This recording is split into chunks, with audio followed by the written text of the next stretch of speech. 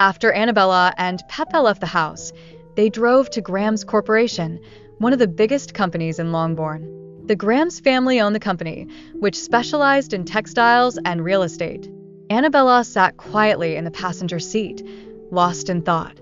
The familiar streets blurred past the window, but she wasn't paying attention. Her mind was occupied with one person, Lucas. She replayed their moments together in her head. The way he smiled at her, how he always paid extra for her lunches, the night they kissed. That kiss had felt real. She wasn't crazy, was she? Yet Louisa kept insisting that Lucas had a fiancé. But if that were true, why had he kissed her? Why did he act so caring, so affectionate? Annabella sighed, biting her lip. Peppy's voice snapped her out of her thoughts. Hey, daydreamer. We're at Graham's Corporation. She blinked, realizing they had arrived. Oops. Sorry, Peppa. I didn't realize we were here. She quickly got out of the car and opened the trunk to grab the basket of neatly packed lunches. Thanks, Peppa. See you later. She waved before heading inside the towering skyscraper. Inside Graham's Corporation, as soon as she entered, employees greeted her warmly. Bella, you're here. I'm starving, one worker exclaimed, reaching for a lunch pack. Annabella smiled as she handed it over.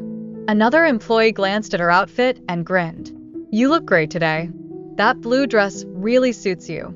You should dress up more often. Annabella blushed. She wasn't used to compliments. After finishing her deliveries on the ground floor, she took the elevator to the 8th floor, Lucas' office. Her heartbeat quickened as she approached his door. Taking a deep breath, she knocked. A calm voice invited her in. Annabella stepped inside and saw Lucas at his desk, his gentle brown eyes meeting hers. Hey, Bella. You're here, he said with a warm smile. She smiled back, though her nerves made it a little shaky. Hi, Lucas. I brought your lunch. I hope you haven't eaten yet. No, I was waiting for you, he said, his eyes bright with excitement. Lucas had always been kind to her. He knew her family struggled, so he let her sell lunches at his company. He always paid more than the $10 she charged, and today was no different.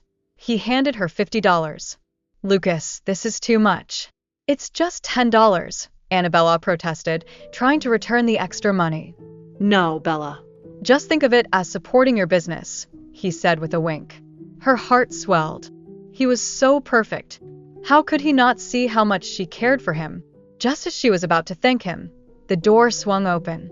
A tall, stylish brunette walked in confidently. Annabella's breath hitched. Margaret. Annabella gasped. What is she doing here? Margaret placed a hand on Lucas' shoulder and kissed his cheek. Hey, honey, what's she doing here? And what's that you're holding? She pointed at the lunch pack. Lucas looked confused. Love, do you know Annabella? Hearing him say love sent a sharp pain through Annabella's chest.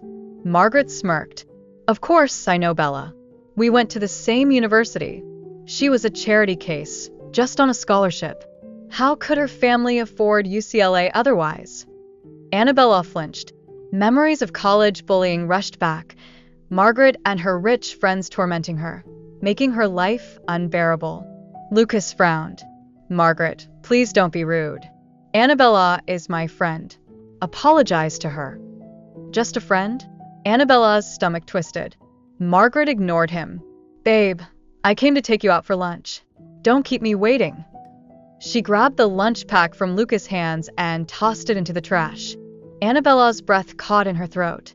Margaret turned back with a triumphant look before sauntering out. Lucas sighed. I'm really sorry. My fiancé can be silly sometimes. Don't let it bother you. Fiancé. Annabella felt her entire world shatter. Lucas, you said fiancé? When did that happen? And what about the kiss? Didn't it mean anything? Running a hand through his hair, Lucas hesitated before saying, Bella, I see you as a close friend. I was drunk that night, and I'm sorry if I gave you the wrong idea. I love Margaret, and we're engaged. Annabella felt the ground slip from under her. Forcing a smile, she whispered, I'm sorry, Lucas. I guess I misunderstood. I'm happy for you and Margaret. She turned and walked out, her heart shattering with every step. Margaret stood by the elevator, speaking to a friend. Make sure to do what I said. The girl nodded eagerly. Okay, Miss Harrison. I'll take care of it. Later that day, Annabella was still reeling when her phone buzzed. Hey, Louisa, she answered. Louisa's voice came through in panicked sobs. Bella, I'm in trouble. A boy at school is bullying me. Annabella's grip on her phone tightened. I'm coming right now.